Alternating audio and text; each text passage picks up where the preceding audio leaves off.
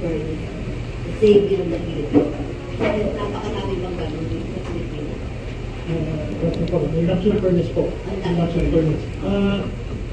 Madami po, no? Kailangan Supreme Court. So, only the Supreme Court can stop the law for you. Apo. Yan po yung 4x. Pang disaster kasi. How's the rescue fight? Nada? And base po sa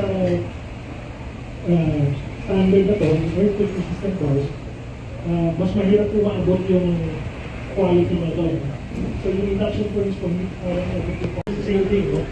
And Hindi walang nangyari, no? wala pong nangyari, no?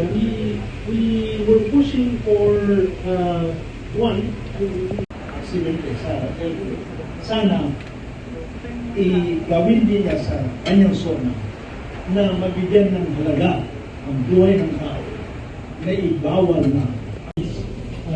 for steel, no? And then for ano mentioned before, ni now Commissioner Pumasela,